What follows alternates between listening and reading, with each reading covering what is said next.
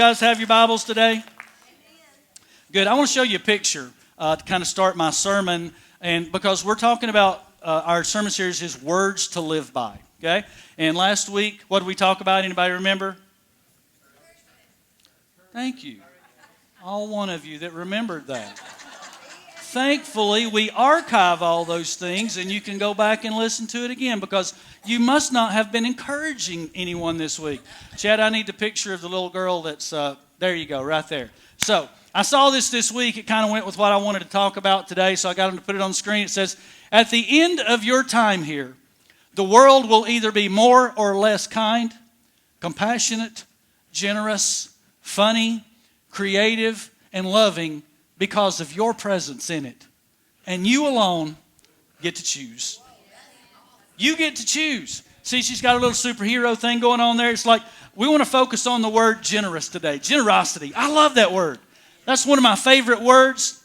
I took a giftings test years ago, and it said my two spiritual gifts, my two greatest gifts were serving and giving. I love to serve and I love to give. I love to host things for people. I love to do things for people. And because here's what I found out. It might be amazing for them, but it's just as amazing for me. I kind of like to feel good. I'm kind of addicted to it. I'm sorry. I tried feeling bad and I didn't like it. So I like to feel good about things. And I think that for the most part, it's an attitude of generosity. It's one of those things where I can get up in the morning and I can say, well, I have to, or I can get up in the morning and say, I get to. And we need to decide which one it is. Well, I have to get up and come to church on Sunday morning. No, I get to come up. I get to get up and come to church on Sunday morning. You realize that there's an entire people group right now in the nation of China, well, actually the whole continent of Asia, they can't have church. They're an underground church. We get to have church. They have to hide. And you know there's more people getting saved over there than there is here? Now, believe it or not, Harvard University came out with a study this past week that said the church in America is growing. The liberal university took notice and said the church in America is beginning to grow again. It's not on a decline. That's pretty amazing, isn't it? I mean, I think it's because all of a sudden the church in America has taken a different shift and all of a sudden we're starting to be more generous than we've ever been before. I think it's because we're doing things in our community. We're helping people. Where we didn't used to do that, we were like just focusing on ourselves. All of a sudden, we're focusing on outside things. I have to or I get to. How many of you, I'm gonna date some of you right now. Not take you out and pay for your meal, but, you know, like, how old are you? How many of you remember when the Dunkin' Donuts, it's time to make the donuts commercial came out? You remember that? That came out in 1981, people. Okay, so that kind of tells you, back in the 1900s, as Camden would say. And so, Lila and I were talking last week. Lila's one of the young ladies that sings up here, amazing young lady, and she works at Dunkin' Donuts. And I said, do you remember when that, I said, sorry, I know you don't remember when that commercial came out. You're like, you know, in your teens, late teens, or 20. I said, but have you ever heard it because you work at Dunkin'? She said, I haven't. I said, there was this guy, and he said, it's time to make the donuts. It's like, I have to do it. I have to go do it. I said, we get to. Like, I get to make the donuts, you know, like, I get to eat the donuts. That's a pretty amazing thing, right? So what is our attitude in life? What are we actually doing that will change the way we see things and the way we do things? I've heard guys before, they say, well, I got to go get my old lady. Now, there's two problems with that, okay? Number one, don't ever call your wife your old lady, all right? I can promise you'll regret that in the near future. You'll be sleeping alone, all right? But number two, if you have to go get her, it seems that she's being rather productive on your behalf. I mean, I grew up in Cornelia, Georgia. Anybody know where that is? And we had this radio station that my mom and dad still listen to every morning, WCORN, okay? It's WCON, but it was corny, so I said it's CORN. Like, you know, you get it? Ha ha, not that funny, okay. But there was this club they would talk about. It was the Go-Getters Club. And it was a bunch of old men that sat on the bench at Cornelia Feed and Seed, and every day at 4 o'clock they would go get their wife. Because they'd been sitting around all day, and their wife had been working all day. Now, I've always thought it was a sorry woman that couldn't support one man. But, I could see y'all's faces. You're like, did he say that? I'm like, I'm kidding. Chill out. I'm just kidding. Joy's like, I've never said that about you, have I? But here's the problem. A lot of times we think that way about the things of God, that I have to do them instead of I get to do them. We talked about church already. How about I have to read my Bible or I get to read my Bible? I mean, I have a roadmap that the creator of the universe gave me so that I know how to go and I can be prosperous in all my ways according to him. So I get to read his word. I get to serve at church. I don't have to serve at church. I get to serve at church because it helps other people. Not just me. Tonight is our annual Dream Team banquet, and there's going to be a lot of people there because it takes a lot of people to run this place. A lot of people that serve week in and week out. They give of their time, their talent, their resources, all the great things that they do. So it's important that we understand those things. But it's an attitude, and I believe the key to that attitude is generosity. We think a lot of times when we hear the word generosity, it's all about money. And money is a part of it, but it's certainly not all of it. I mean, I need to be generous with my time. I need to be generous with my talent. I need to be generous with my resources and all those things. So it all comes down to my thinking. My thinking is a process. How do I process things? Do I want to be generous or do I want to be stingy? How many of you know stingy people? You got stingy people in your life? Like, don't like look at the person next to you right now. Now it's not a good time to look over at the person next to you. Children are that way, aren't they? Until we kind of get them out of it. They're born with that nature. We kind of have to get it out of them. I always tell the story. Camden's back there. He's running online and running sound today. And I don't mean to give it away because my son and my daughter are very generous. They're generous with my money, but they're very generous, okay? The other day, Callie comes home and her birthday's in a couple of weeks. She'll be a teenager. She'll be 13, so she's got all these girls coming home with her from school the last day for Thanksgiving break and all this. And she's lined out all this stuff. She said, I told them we're going to do this and we're going to do this and we're going to have this. I said, what? Did you think about asking us first? She goes, oh, Dad, I know you'll do it. You're generous. Like, yeah, you're generous. You're giving here we go. One day you're going to be rich and I'm going to take your money, okay? But she just knows I'll do that.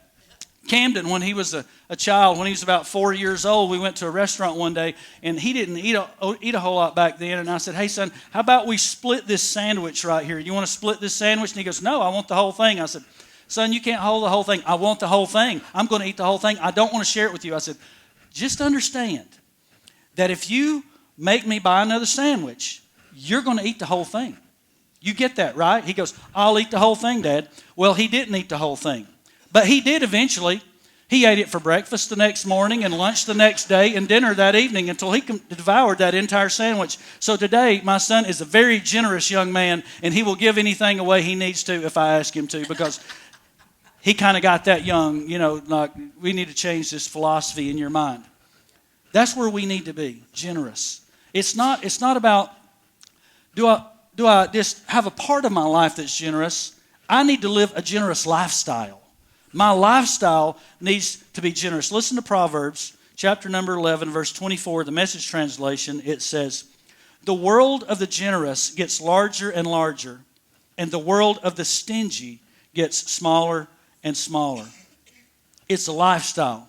Paul talked about it when he was writing the New Testament in the book of 2 Corinthians. He was writing to the church of Corinth. It was the second letter that he wrote to them. And there was a situation that had come up that they were in need. Paul needed some resources, and there was another church that was in trouble. And so he was talking about this one church, and he says this in verses 1 through 5. It says, we want you to know, brothers, about the grace of God that has been given among the churches of Macedonia. Okay?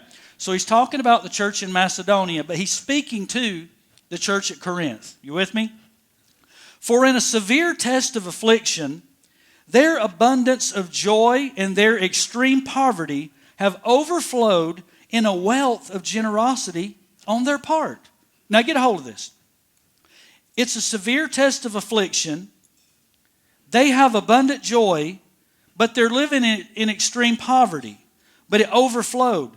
For they gave according to their means, as I can testify, and beyond their means, of their own accord, begging us earnestly for the favor of taking part in the relief of the saints. Are you getting this?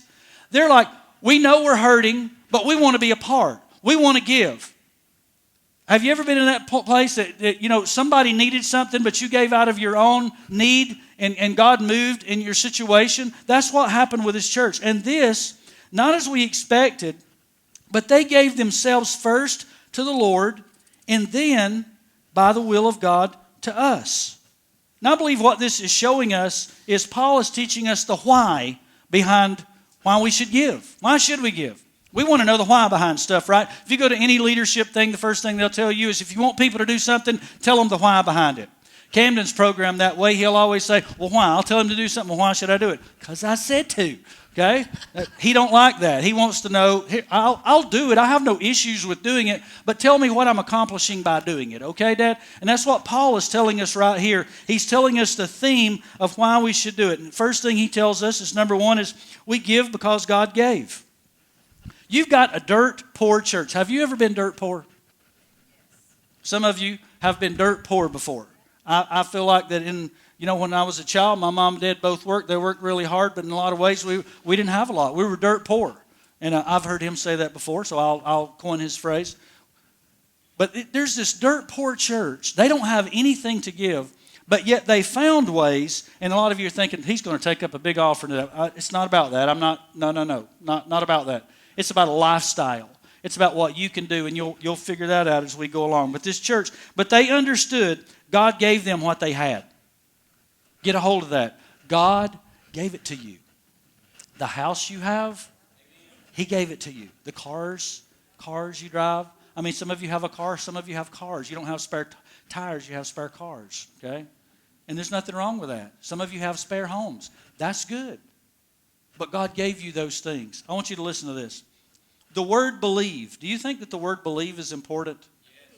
Well, the word believe in the New Testament appears 272 times. Okay? 272 times the word believe. The word pray. Do you think that word is important to God? Yes. The word pray in the New Testament appears 371 times. The root word for pray, 371 times.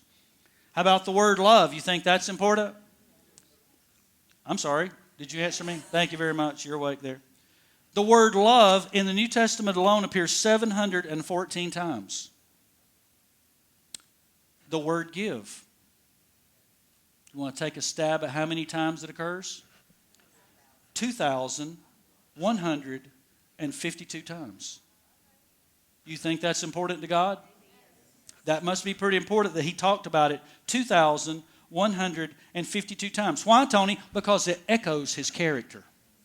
It echoes who He is. He's a giving God, a loving God. It's love in action. John 3:16 says, "For God so loved the world that He gave His only Son, that whosoever believes in Him should not perish, but have everlasting life." He put the love, He put the generosity into action. That's what He's telling us that we need to do. Put it into action.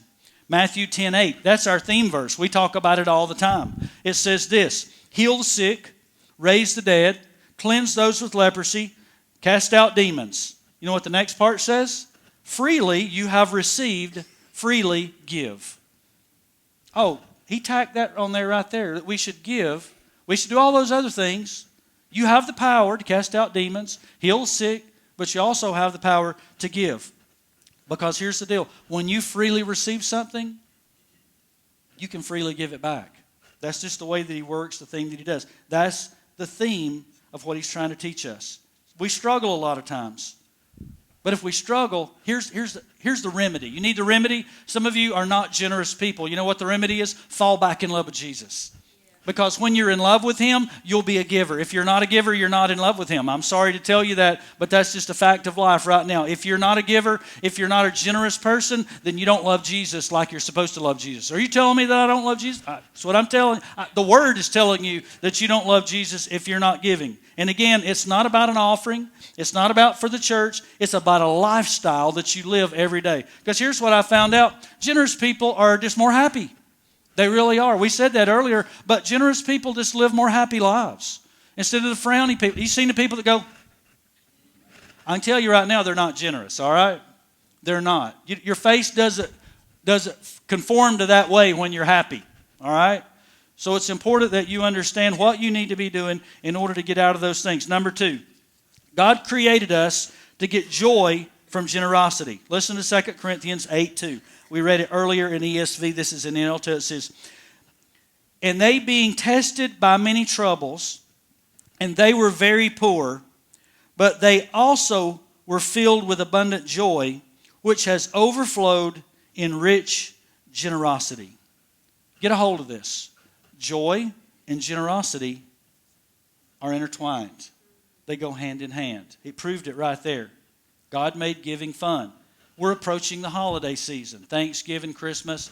I know in the next week or so, Joy's going to have the tree out where you're going to take names and you're going to be able to give to kids that normally wouldn't get anything. And I know that you love that, and you always take them on the first round. I'm talking to generous people. I know that already. You're the most generous people that I've ever been a part of, and I appreciate that. But I think God is asking us to take it a step further and make it a lifestyle instead of just an act every now and then. No matter the gift, there's joy in the giving. Listen to Hebrews 12:2. NIV, it says this. Jesus understood this principle. It says, fixing our eyes on Jesus, the pioneer and the perfecter of faith, for the joy set before him, listen, for the joy set before him, he endured the cross, scorning its shame, sat down at the right hand of the throne of God. He understood, I may have to go through something, but there's joy on the backside of it. There's joy, not just for me, but for everybody else. He understood that it's about having a relationship with the Creator. And the only way that we could have a relationship with the Creator is if He endured the pain because He knew of the joy that we could have because of that. He did that just for us. 2 Corinthians 8:3-4, we've already read it once, we're going to read it again. It says, for they gave according to their means, as I can testify, and beyond their means, of their own accord, begging us earnestly for the favor of taking part in the relief of the saints. They were the church. They were the church of Macedonia. You understand, the church is the hope of the world.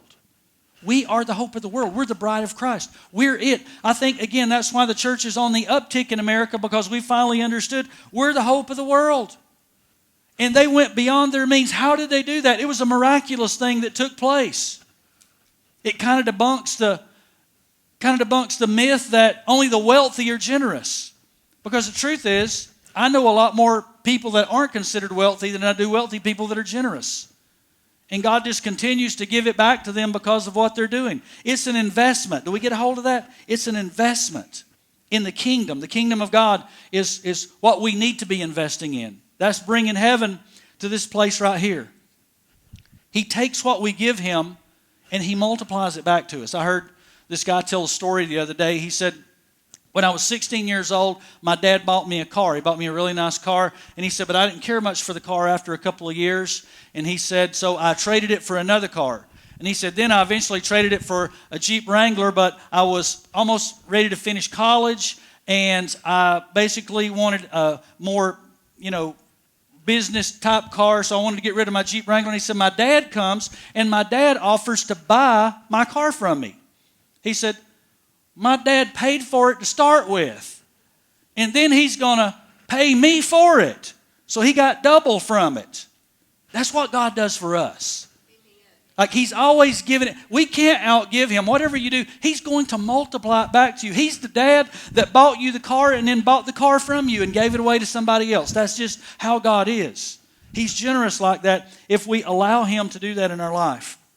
Listen to Leviticus 27:30. It's the law. Now, understand that the law of sowing and reaping, there's a law of sowing and reaping. Like whatever you sow, you're going to reap. You've heard that before. Even if you're not been in church that long, you've probably heard that in the secular. Whatever you're going to pay for your raise, and you're going to reap what you sow, and you really are. It's a law, which means it has to take place.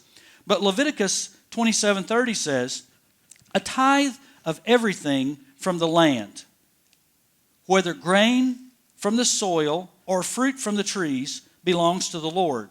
It is holy to the Lord.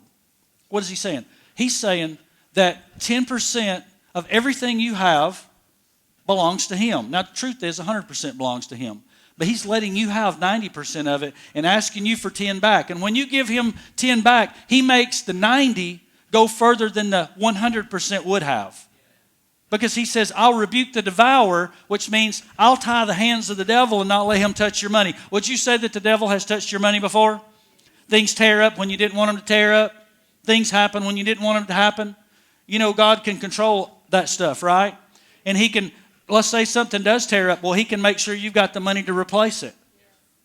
So he's saying, if you believe in me and you trust me, then do that. Then Malachi 3:10 says, bring the whole tithe into the storehouse. Do you know what the storehouse is? It's your church. Your storehouse, the root word of that means your church. Well, Tony, is it not okay to give to TV preachers? Absolutely, you can give to TV preachers. You can give to any charity, anything that you want to. But God said your tithe, the first 10%, belongs in your church. And then everything you want to give beyond that, that's an offering. You can give it to whoever you want to. But here's what he said. When you give an offering, he said, I don't just give you that back. I multiply that back. 30, 60, or 100-fold. There's people shaking their heads at me right now because they're saying, yep, that's what happened. It happened to me. That's what God does because he just loves us that way. I want to live by that. It's a promise that he gave me. I've been a tither since I was 16 years old. We don't miss it. It's important. It's an investment. It's what I owe God. And we give above and beyond that too. And God always multiplies that back. Number 3, we need to give without anyone persuading us. They gave it on their own. Nobody had to persuade them. Paul didn't even ask them to do it because he said they were begging for him to let them do it. What does that mean? That means it's okay for me to get up here every week and take an offering. I believe that's part of what I'm called to do because you need to be obedient and you need to understand that. But we need to get to the point that I don't have to make you do that. I don't have to try to convince you that you need to do that. It needs to be a lifestyle. Just like with the giving tree that'll go out. I don't have to ask any of you to do that. You just do it automatically. Just like Callie, she gives everything away, but I pay for it. You know, God will pay for it. That's just what he does. Number 4, we give because we know what life is about. 2 Corinthians 8:5, the last part of that verse says, they gave themselves first to the Lord and then by the will of God to us. We have to begin to see everything through the lens of whose we are. Not who we are, whose we are. We belong to him. When I begin to see everything through that lens, everything in my life will change. I heard this. I don't know who said this. I didn't come up with this, but I thought it was amazing. It says, if we give our lives to the Lord, then all the other giving is easy. Let me say that again. If we give our lives to the Lord, all of the other giving is easy. It's easy to help people, easy to do things for people because everything is his. My life is his, my home is his, my children are his, my wife is his, everything that I have is his. And that changes everything when I begin to look at things that way because it's all on loan. I basically am just the caretaker of all the things that I have. So how am I taking care of them? Am I using my resources wisely? For some of you, you have a lot more than others because you've applied some of that knowledge. You've done things. Are you using those resources wisely? There are people in here right now that I know that if we asked you, no matter what it was, you would do it. You would give it. You would help. You would do it because you believe in doing and giving your resources. You're being generous on purpose. So I have to ask you this morning, are we going to church or are we being the church? Because in order to be the church, we have to be generous to our community, to the people around us, to your neighbors. Are you helping your neighbors out in time of need? Are you checking on them? Are you making sure everything's all right? Are you just going out of your way to do random acts of kindness to them? I've got the road that I live on, I think there's 6 houses, and I have the most amazing neighbors. Mr. Josh Martin's part of this church. He's sitting right back there. I think he's on security today. But there's nothing that him and his dad wouldn't do for me. That whole family. When we were moving in our house, they helped us lay our floors. They helped us build things. They graded everything. That there's nothing that they haven't done to help me because they're generous people. And God blesses them because of it. So are you being generous? Because here's the thing. We're all going to give an account one day. You're going to give an account. You're going to stand before God. And he's going to let you know, here's what you did. Here's what you could have done. 2 thrones, 2 judgments. Remember, there's the great white throne judgment. That's for sinners. But there's the judgment seat of Christ. That's for the saints. And you're going to be judged for what you did. It doesn't determine if you get into heaven. It determines what your reward is when you get in heaven. And y'all need to be sending up some stuff right now, I'm telling you. All of us do, because that's where we want to be. You may say, well, Tony, I've been burned in the past. I've been wounded. Listen. You ever heard the story Black Hawk Down? There's a movie about it, Black Hawk Down. If you read the commentary on that, you'll find that the colonel, not the general, but the colonel that was on site for that day, that they were taking extreme artillery. They were shooting at them. There was bombs going off. The helicopter was down, but they managed to get a Humvee in there. And the Humvee pulls up, and the general jumps in the Humvee, and he looks over at the guy, and he says, drive, drive, drive. And he says, but sir, I'm wounded. He says, son, we're all wounded. Drive the truck. And he began to drive. Missing 3 fingers, he began to drive the truck because the general said, we've all been wounded. Drive the truck. So what is it that we can do? I'll be honest with you, and it's nobody's fault but mine. We don't serve our community like we used to, but this holiday season, we're going to get back to that and continue it. We have to. It's our mandate. They're our neighbors. They're our family. Well, I don't know them. They're your family. We're all part of the same family. God's saying, I want you to take care of them. I want you to help them. In Matthew chapter number 25, verse 23, it's the story of 3 servants. And the master of the house was leaving, and he said, I'm going to give you guys some stuff, and I expect you to care for it while I'm gone. To one he gave 5 talents, to one he gave 2 talents, and to one he gave 1 talent. The one that gave 5 talents, the one that gave 2 talents to, they multiplied it and doubled it. He came back and he said, amazing, thank you so much. But the one that had the 1 talent that did nothing with it, he said, you're not part of the family anymore. But to the other 2, verse 23, he said, well done, good and faithful servant. You have been faithful with a few things. I will put you in charge of many things. Come and share your master's happiness. Well done. I want him to say well done to me. I want him to say well done with your time. Come on up, guys. Well done with your talent. Well done with your resources. I want him to say that to me. And we're all a part of it together. I want him to say, well done with what you did with Northside Church. Well done with what I gave you there. But unless I'm listening to him, it's not going to happen. I want him to say, well done with your children. But the truth is, we all need help. But are we making a deposit in somebody else's life? Because if we're not, we're never going to receive what he has in our lives. It reminds me of the story of the Elisha and the Shunammite woman. Elisha was a prophet in the land, and he would travel a lot. And the Bible says there was a Shunammite woman, and she was wealthy. Her husband was wealthy. And when he would go through their town, they would host him and his assistant in their home. Eventually to the point that they built him a room on their house. And then Elisha said, you've been so kind and so gracious to me. What can I do for you? What is it that I can do for you? And she says, I don't need anything. He says, can I introduce you to the king? No, I already know the king. Can I assist you in any way? She says, I don't need anything. He says, but do you have a child? And she says, no, I don't have a child. He said, by this time next year, you're going to have a child. And she said, please don't play with me like that. Don't say something that's not going to be so, because that would be so amazing. But he came by a year later, and she had a baby. The baby began to grow, and the baby one day went out with his dad to work. And I don't know what it was. The Bible doesn't say, but it sounds like he had a sunstroke because he had a severe headache. He was out in the sun, and the father said, take him to his mother. They took the child to his mother, and the child died. Now, this was the gift that she received for being so generous. But here's what the Bible says she did. 2 Kings 4:21 says, she carried him up and laid him on the bed of the man of God. She laid him in her place of generosity in his bed. Then she called for him to come.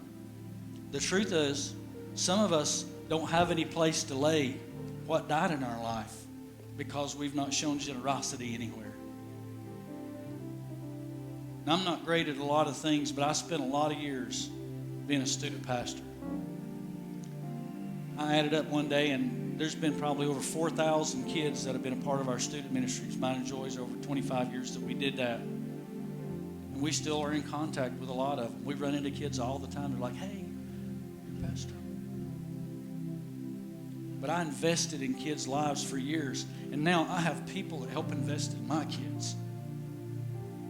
Because here's the truth of the matter. They may not always want to talk to me about something, but I need somebody in their life that they can talk to. And I have those people in their lives because I invested, somebody else is investing. So what do you need to be doing right now? Who are you investing in? Some of you need to be investing mercy right now because you're not going to have any mercy in your life until you invest mercy in somebody else. I'm sure that every one of us in here can point to people that somebody's wronged us. How much mercy are you giving them? Because with that mercy, it's going to be extended back to you.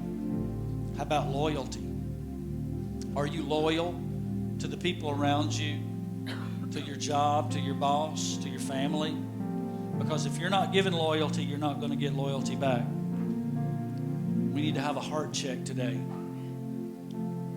A heart check to see where we are. Where's our loyalty? What are we doing? He said that it's not about the amount, it's about the obedience. Because you'll find Jesus was standing in a temple one day and a widow came up and she gave what was called a widow's mite. And it was the lowest form of money in that time. And he said she gave more than everybody else because she gave out of what she didn't have, while everybody else gave out of what they did have. So what are you giving today? Let's relate it to church for a minute. Are you being generous with your church? And again, I'm not talking about money right now. You're generous with that. I appreciate that. We've talked about that already. I'm talking about with your time. Because the truth is, if you're still breathing, he still has a job for you to do. Well, I served my time. I didn't know it was prison. I thought it was a privilege. It's a privilege to get to serve. Well, you're the preacher, Tony. We pay you. I do a lot of things around here you don't pay me to do. Because I want to, because I want to serve. And I want to do things.